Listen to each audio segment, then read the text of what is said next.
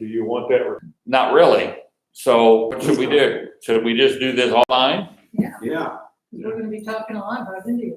It depends Okay. on what you want to talk about, however you want to do it. Well, I want to talk about the track, but that shouldn't take us long, I wouldn't think. But I want to also talk about, how are we gonna continue our ministry, expand our ministry, expose more and more people to it.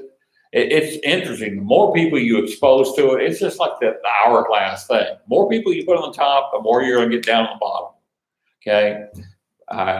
So I guess it's safe to say that whoever translated their Bibles is an old paradigm. Yeah. oh yeah, everybody's on the, guys, you got to remember that because you're connected to DTS before you got connected to me. Okay, here's Christendom right here. Okay, DTS is this little bitty circle down here. The rest of it's Reformed theology, generally speaking. Now, not everybody, because you've got your Armenian camp in there as well. But we're this, and now. I don't even think we're a spot, a grain of sand in the picture. So that's what we're looking at. What we need to do, what we need to talk about is, hey, how are we going to expand? We've got to start connecting with people who are at least of similar like mind on some issues. So, for example, I'm reading a couple of books right now on the universalist mentality, okay? There's a lot of things that they're saying that, guys, none of us around this table would buy into, okay? And the way that they're trying to convince people, we wouldn't buy into that either because it's really weak. You look at that and you can say, well, I just know what this guy's going to say about that. He's going to crush it. So you see what I'm saying? While they've got a little bit, but they're still approaching it from a very weak methodology. So how are we going to expand our influence? How are we going to get people of like mind connecting to each other? And quite frankly, we've got to be able to hold this whole thing with an open hand. Lord, whatever we want to do is got to ultimately be fine with us. What would you call us? Well, that's a good question. We're definitely conservative, but definitely trying to be as biblical as we possibly can be. So that would relate to evangelical, but we would be a new salvific paradigm.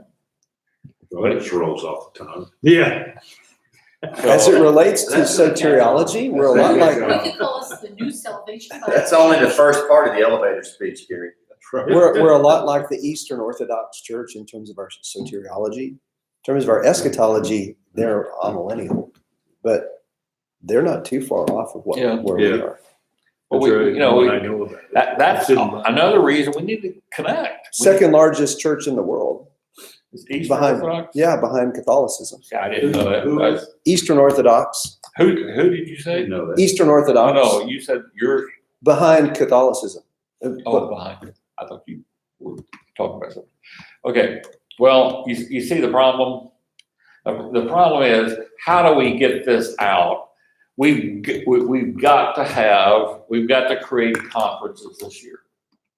We've got to have conferences where we're exposing more and more pastors / teachers /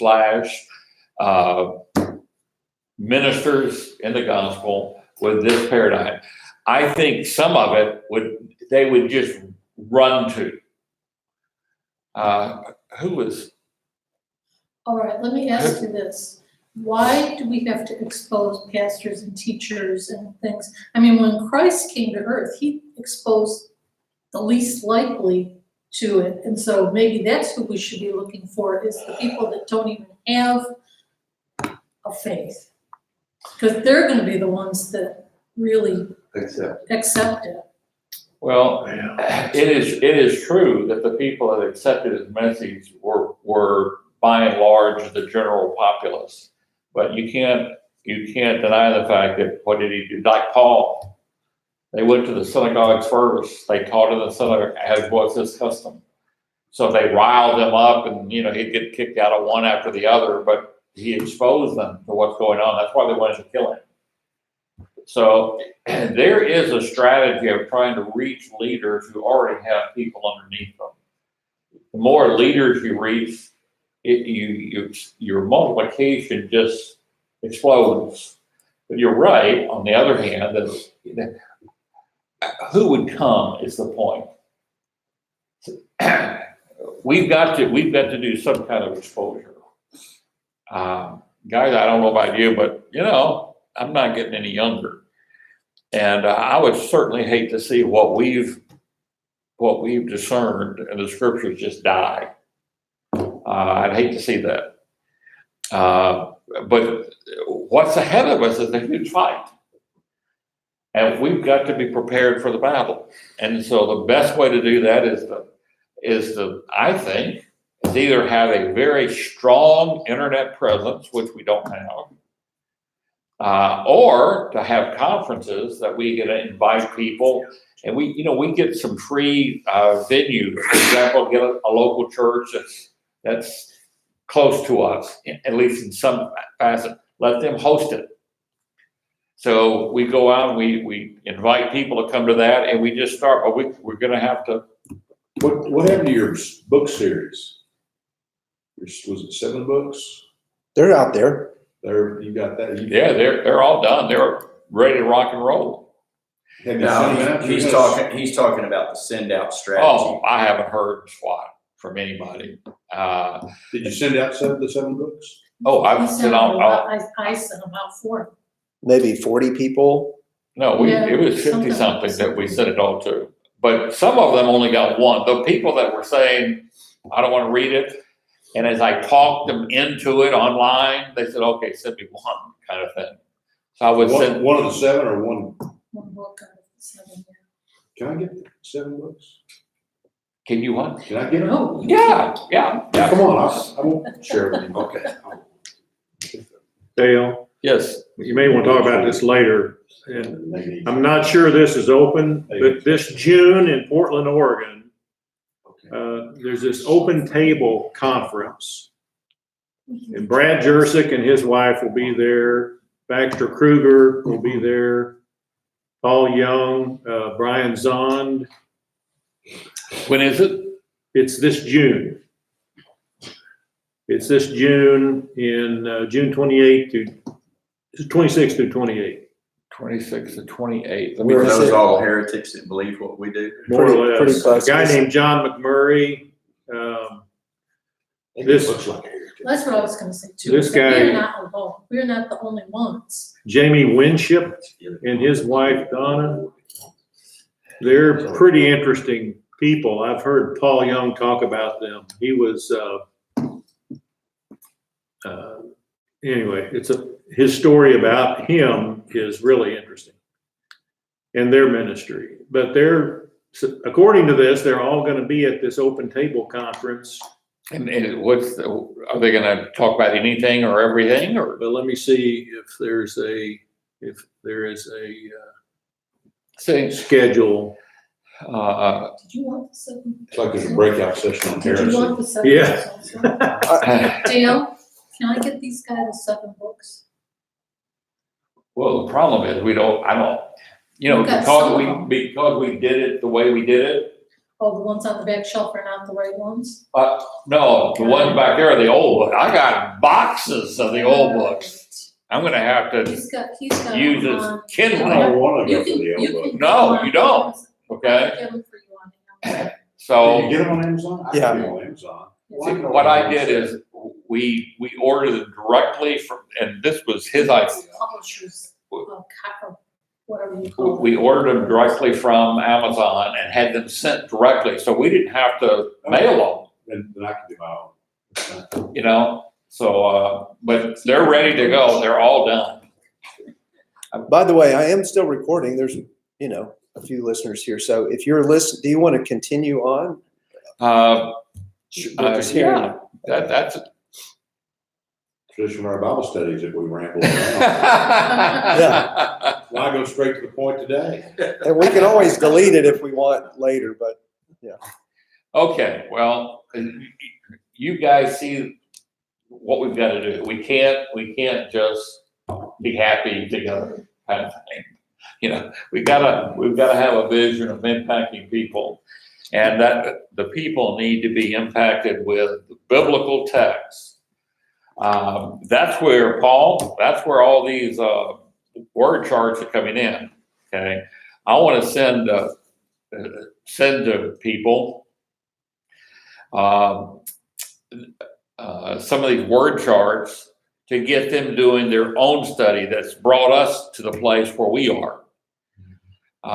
So I've gotten the word salvation and saved done for the second, third, fourth time, whatever. But it's done. I think justification and justify is almost done. Those are the two biggies.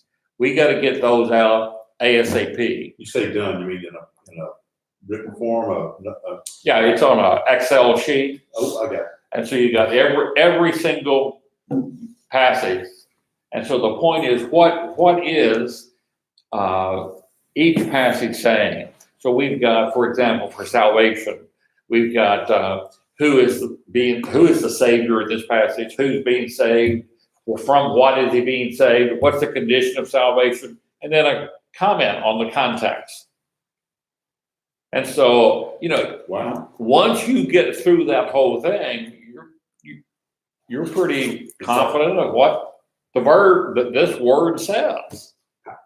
Or you should. Have you guys seen that? I've never seen. I mean, I'd love to see that. We I've can seen do the that. old one, not the new one, but Well, you see, said saved, Yeah. it said saved and salvation was about done. yeah, no, he's done it, but I haven't. Version 2.0. Yeah.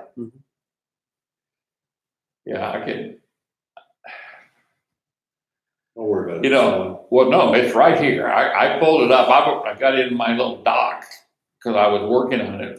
But it's such a broad term. Saved is a broad term. No, we've talked about it so much Yeah. on the way. Oh my gosh. It's here, the Yeah, I'd love to get it.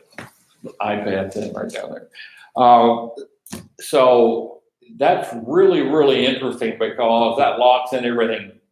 But see, what we've got to do is we've got to teach the people that these words really are not used as we've been taught theologically. That's why one of the biggest things that in my first book, The Prodigal Paradigm, I was struggling with, well, what do you call this initial faith in God? Because I came to the conclusion it can't be justification. And that's what we're taught. Your initial faith in God is your justification. So you see how the questions naturally arise? Well, wait, I'm having a hard time finding anybody that has initial faith in God. So that was the first thing that I thought. So how do I know what happens there if I have no example of anybody going there? See, it's all assumption, it's all conjecture. So what we're trying to do is let's get away from that. Now, the closest person that you can find in the Old Testament is Rahab. Okay? But when you look at James 2, when you look at the text where she's mentioned, you'll find out that the word justification and salvation are never used for her belief in God. And so let's don't go there, guys. How do you know that she didn't already believe in God by another name? How did you? There was some kind of connection that God already had to draw her to the point of, oh, you know, you better look over there. So she looks over there and sees what the God of Israel is doing. Said, okay, what I've been taught about this God isn't correct. Does that mean it's a different God? Not necessarily. What denomination do you want to go to today in Christendom to learn about God? Well, you go one direction, you're going to learn all about his love. Go another direction, you're going to learn all about his holiness and his justice. So, you know, we all have a skewed idea of God. That's why the Bible is so important. We've got to use it to get back to a proper view of God. That's, by the way, that's why Jesus came. John 1:18, Jesus came to exegete, to explain the Father. Okay, why? Even the Jewish people who had the written revelation of God, you know, they strayed further and further away from what the text actually says. So all we're trying to do, in my opinion at least, is get back to the text. So when I was dealing with that, what's that initial thing called, Curtis finally sent an email and said, maybe you're trying to pass on what's not in the text, in the Bible. Just the opposite. And as soon as he said it, I said, oh, you're absolutely right. That's exactly, I'm programmed. I'm trying to fight against my programming. You got to call that something. We call it justification. So then I said, okay, it's not justification. Let's call it acceptance. Well, why even do that? Why don't you leave it alone? But look what that means. If there's no initiating point, what does that mean for the whole world? You're not going from outside the family of God into the family of God. There's no doorway that you're walking through. The only doorway that you're walking through is what? For nourishment, for food. It's not for that life change of, okay, I was, in the old terminology, I was lost, now I'm saved. You don't have that. So it's a completely different change of mindset. And so when you just let it go, what you were saying, when you just stay with the text, well, that's fine. But everybody, including us, you saw how much we've been fighting to get through these texts. Fighting in the good sense, saying, we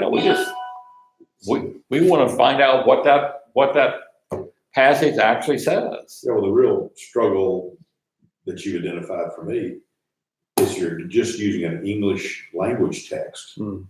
Our language is not nuanced enough in some cases to really explain what the intent was. So you got to go look at other interpretations. It seems to me. Yeah, and you've got some really good individual translations of the Bible coming out that you guys need to have that as reference books. Okay, and Translations, you mean from English to English? No, from the Greek text to the English text. So a retranslation. Brand new translations. Yeah. Which ones? Well, Gordon Olson, the book that you've been slugging through. Oh, yeah. That's Peerless. The book is Peerless. He's written one. That's a really good book to have. So it's simply. It's another Bible. It's just the Bible, but. It's just the It's like Bible. NASB, NSV, New King James, But you don't have- King James. And I never thought about this until, I don't know, one of these guys said it here in the office, but, or lady, I don't know where I heard it, but as soon as I heard it, I said, oh, Guys, it's not general.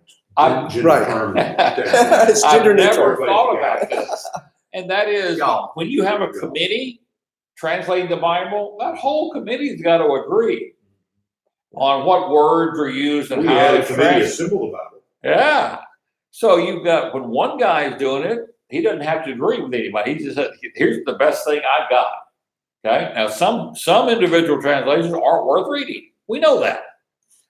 So what you want to do is, and you guys aren't able to do this yet, but you need to have someone who is at least aware of what the Greek text says and whether or not a certain translation is appropriate in its context. Okay? There are tools out there that will help you, but that's kind of you're going to have to go into at least a partial ministry mode to get to that point. Or you can just say, guess what? Let me show you, like these charts.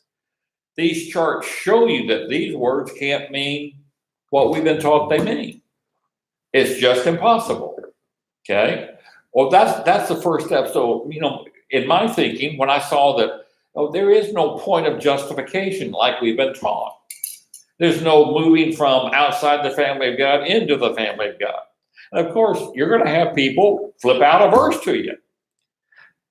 That's why you need to read and reread and reread and reread the Bible so you can keep running across those verses like John 1:12.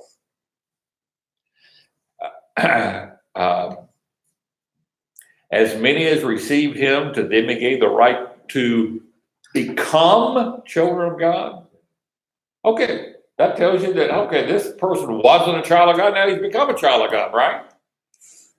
That's the way it's translated. But guess what? You see, we never had a reason to question that translation, but the word to become is ginomai, which means to be or become. What if I translated be instead of become? What Jesus is doing is giving us the power to be, that is to live like who we are, to live like the Son of God that God already created us to be. He created us to connect us to himself. Maybe the term is re-imaging. I mean, if everyone was created in the image of God, we've tarnished that image, so we need to re-image. Okay, Popped in my head, sorry. No, that's a good thought. What we've got to do though is go back and look at all that. There's no question we've been made in the image of God. Genesis 1:26 and 28. Slam dunk. And there are passages in the New Testament that say the same thing. Okay? Ephesians chapter 4, for example, and Colossians chapter 3, and on and on. But, okay, so we've been made in the image of God. How much has that been tarnished? How much has that been marred? So we've been taught totally. Yeah. So we call that what? Totally Total depravity. Totally destroyed. Well, when you read the Bible, is that the sense that you get? There's certainly strong passages that seem like, wow, wait a minute. This looks like we're worthless. Well, let's keep it in context. Let's look at it. It was really interesting. I love it. I love it. I hate it both. When I was overseas, one of the students looked at me and said, I don't understand how we can express faith when we're desperately wicked and depraved people. And so he quotes a verse. I said, yes, but you've been taught wrongly about the verse. So let me show you what I mean. Turn to the verse he quoted was Jeremiah 17:9. Someone want to pull that up and read that? Jeremiah 17:9. It's one of my classic verses. It's one of the old paradigm's classic verses. The heart is what? Desperately wicked, yeah.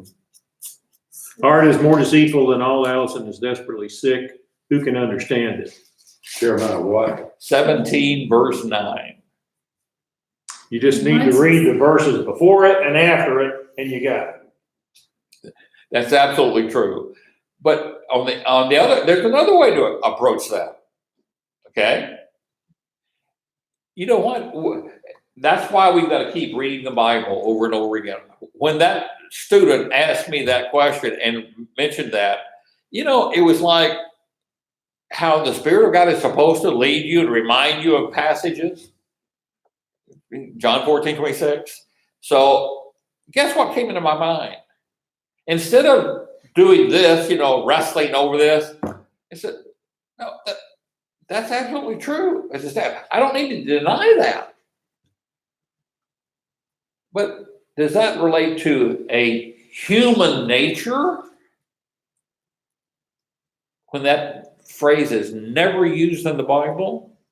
Or does that verse relate to indwelling sin? Those terms make a big difference. If indwelling sin is only part of my nature, then it can be desperately wicked. It can be totally deceitful. In Romans 7:13 is the verse that the Spirit of God brought back. And I said, and what that verse does is it actually says, yes, Jeremiah was right. There's something within us that's utterly, completely sinful. But in the context there in Romans 7, he defines it for us as indwelling sin.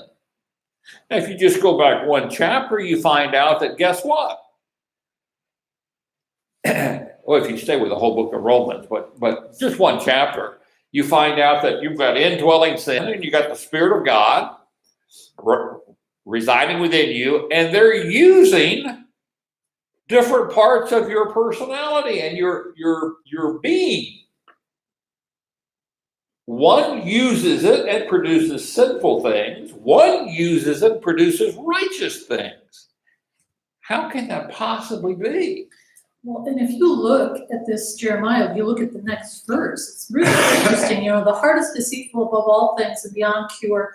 Who can understand it? I, the Lord, search the heart and examine the mind to reward a man according to his conduct, according to what his deeds deserve. So it's like, okay, so you've got a desperately wicked mind, but it's like, what are your actions showing?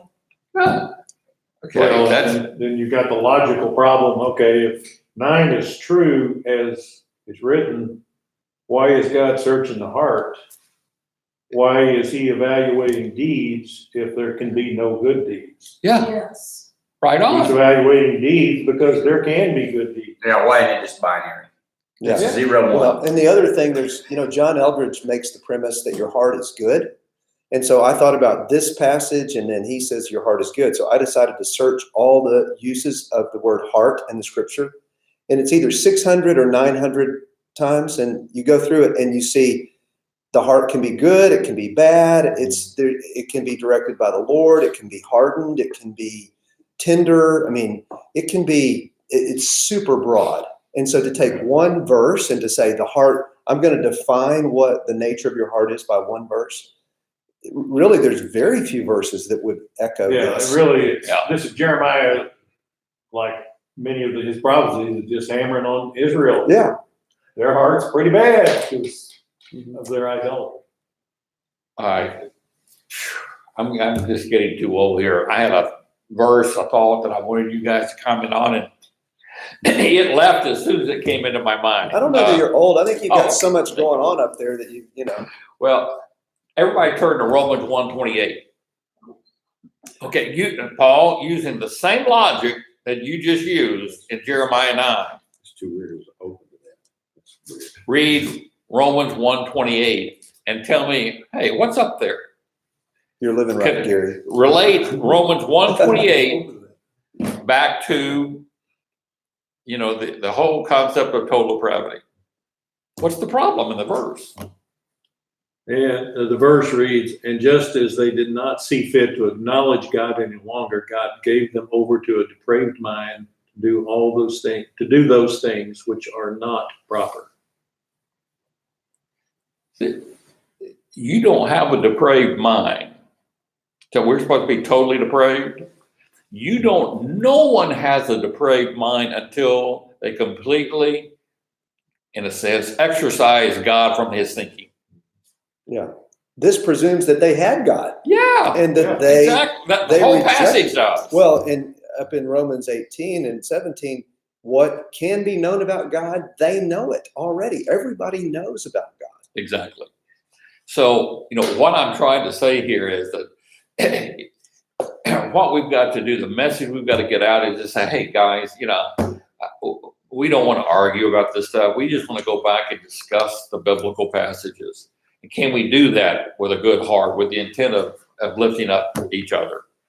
And, I know where I was. If you'd have said that to me, I'd have responded, no, you can't. I'm right, you're wrong. I was so convinced with my training that there was no better view of things.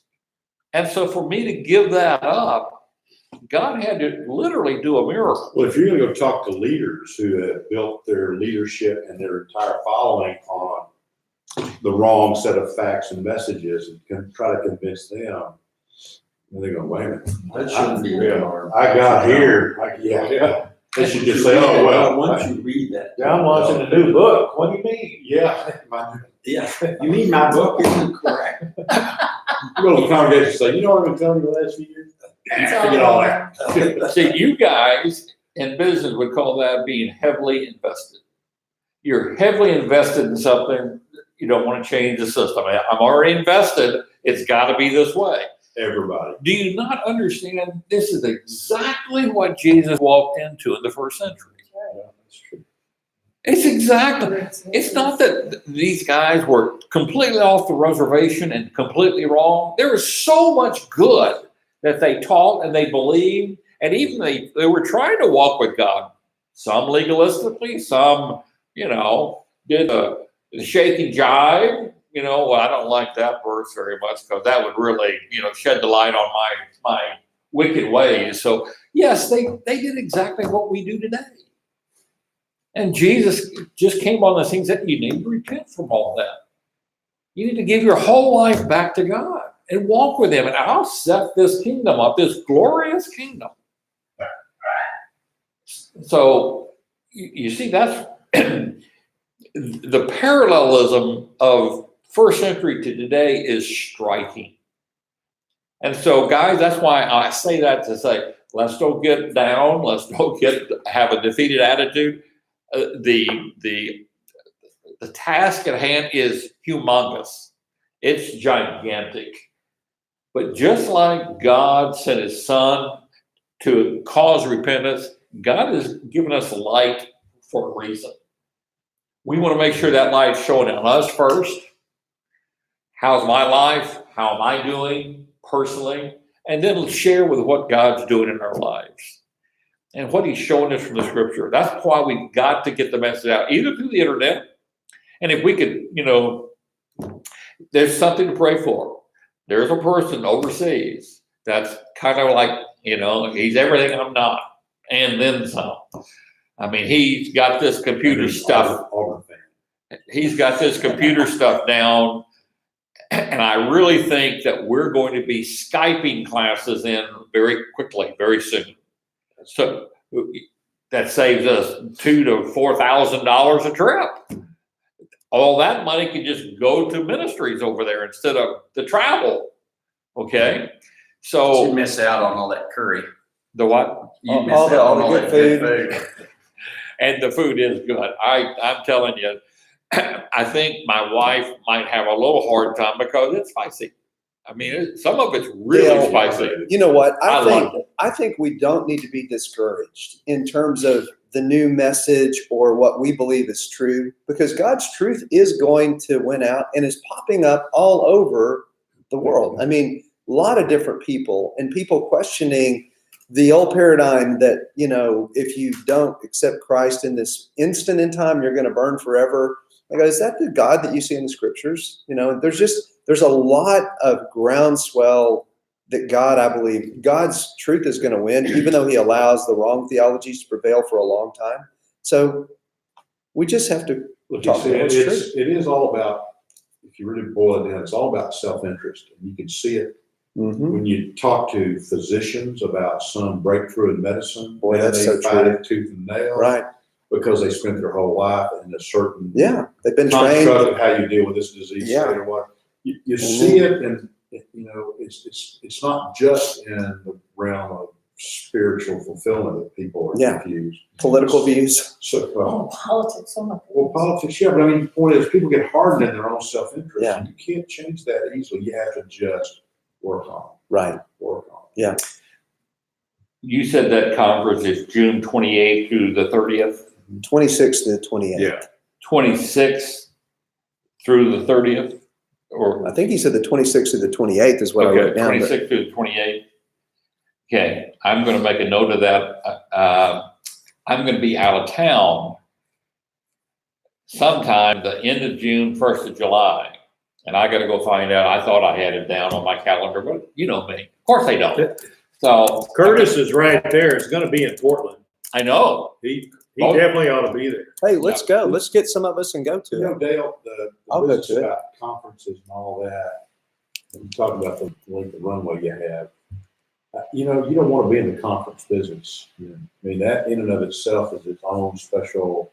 It seems to me you should find places where you can parachute in and deliver the story and work people that way. If you start saying, I'm going to set up conferences, that's going to consume your time. Yeah.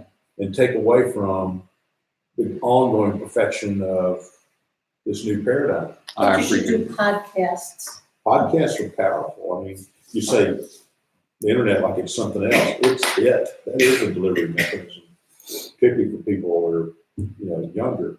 I'd say for you to spend a lot of time and resources, mostly just time, trying to keep me in the conference business. Find things like this and show up, So one thing to consider, this is a big undertaking. This is a big undertaking. You might not be interested in this, but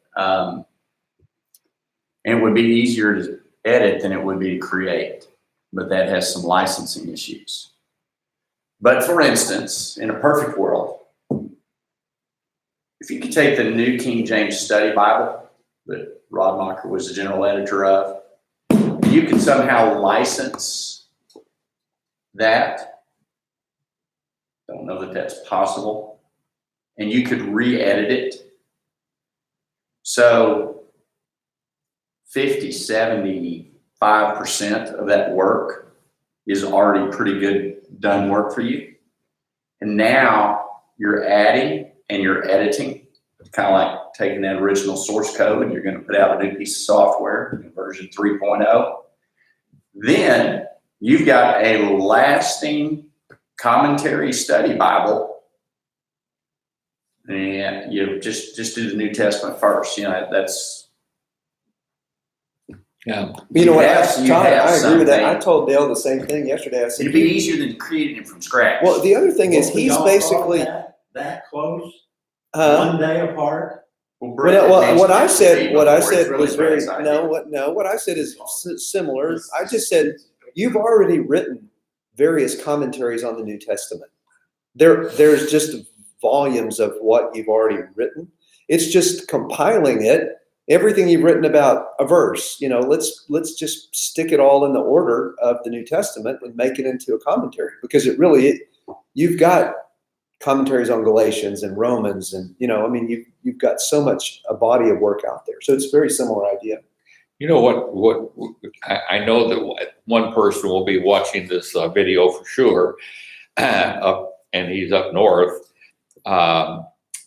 Maybe there's some way to give him access to my computer. You do that with tech people, right? They can take over your screen. Team viewer. And so give him access, let him find the stuff I can't even find on my computer.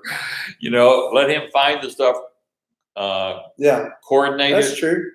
collate it. You just save all your documents to Let's a say hard you did drive that. and What's the result of that, though? It'd be the publication of all these thoughts together, not like a study Bible, but books on those topics that we've been talking about. He's an amazing compiler. I mean, he could probably sort through the data in a way that would be efficient. So you're saying that the way it would be laid out would be a verse or a chapter, maybe an entire book, and then there would be Dale's commentary about each of the pertinent areas.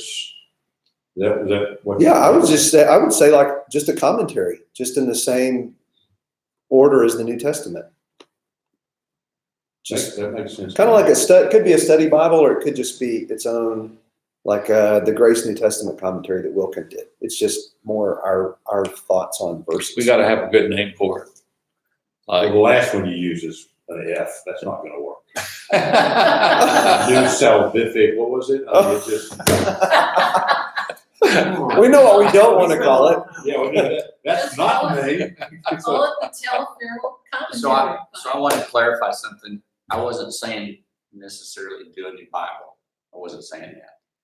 I was saying pick a commentary that's already really good that you could license from someone so that 75% of the work's already done. Then you go in and you're spending the majority of your time on these key passages as it relates to what are probably less than perfect translations. Ionios, everlasting, eternal. I'm not saying rewrite the Bible, and I'm not saying do license the New King James Study Bible. I'm really saying the same thing Brett is, and that is kind of like Wilkins did with his grace commentary. I mean, anyway. Yeah, okay. Well, you see the problem. Guys need to see the problem, and we need to have a vision to go forward. That's why we need the guy with a gift of leadership here step in and take it. I'm just a little bitty teacher. And I just want you to know Gary is that guy. All in favor of Gary? Yes. Yes. I'm everything. I'm over it. So you should go to the master on that point. When Gary sits there and says he's a little hesitant about conferences, he's just speaking what I'm thinking. He's a much more bold individual than I am. This theme has come up a number of times because I'm a policy. people that have said, in your book series, you've got hundreds of references to verses, but there's nowhere to go. Like if I'm on a verse, to go, I wonder what Talaferro would think about this verse. And so to put those in the order of where, you could go find it by that verse. And then what is the new paradigm thinking on how would you look at this passage based upon how we've studied it? Okay, there is someone right now that some of us know. There's a couple that watches the videos. The wife has committed herself to going through all my books and taking out every time I reference any verse. So every reference to, I'm picking a verse, John 3:16, she would have in an appendix. I mean, not appendix, what is it called? Index. She would have in an index all the pages where I, quote or use that verse. And that's the first step to what we're talking about, right? Because what we're basically saying is we want to get all that together and then just fill in the verses. What did I say about each, in each one of these cases about a verse? Is she doing it page by page? Yeah, all. Because you can write a VBA subroutine. Here's the deal. The guy that I mentioned that's up north wants me to combine all 6 books into one volume. Okay. And then at the end of that would be this lady's index of all the verses that were used, and every time they were used in those 6 volumes. Wow. But she could use help doing it. When I talked to her, she said it's a massive undertaking. She said it would be better to have, there's software that does it. It would be better to use software, but she didn't have the money to buy the software.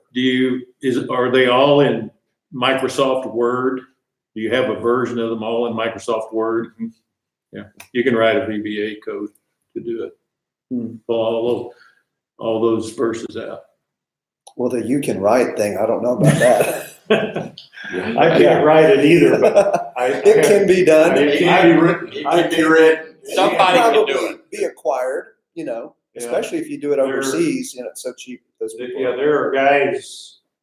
there are associations online where you can get them to write that. Yeah. Well, this whole big project that we were all talking about is makes sense to try to figure that out. Well, one thing that guys we want to do is the tract. I was talking to someone yesterday, okay, and he wanted me to say, he wanted to put a challenge out on the table here, saying he is committed to the support of those 2 guys. Okay, he's going to give $100 a month to those supporters for the year, and he's going to give a certain amount of money to be the first one to publish these books.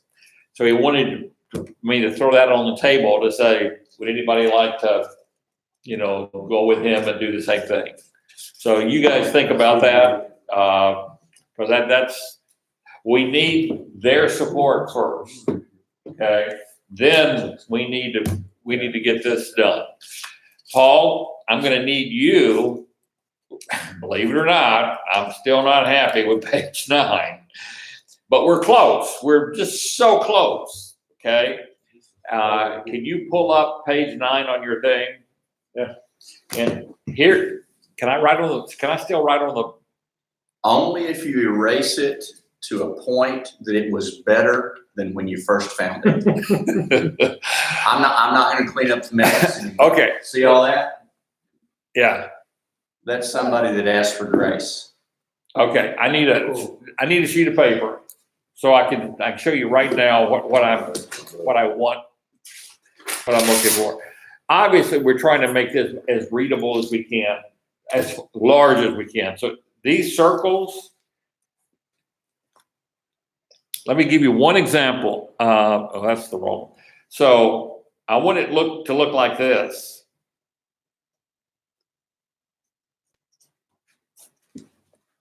You don't have to have the underlining. See how the word is enlarged so I can start on the outside going in.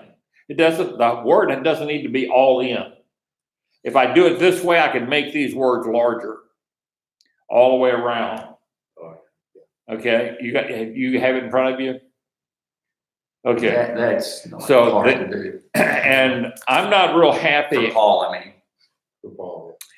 I'm not real happy with some of the words. I think some of the words are, I'd rather just have the things. When you think of someone who's not walking with the Lord, what are the characteristics of that person? I think we should have put anger in there. We didn't have anger.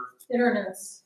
And, Bitterness. and Dale, let me say this for the people online. We're talking about this tract that is used to share with people God's love for them, and then turn it around so they can see the other side. And so those circles are the natural man. Have man. already been edited, so they're not like that at all. We've taken the F out. The F stood and would still stand for faith.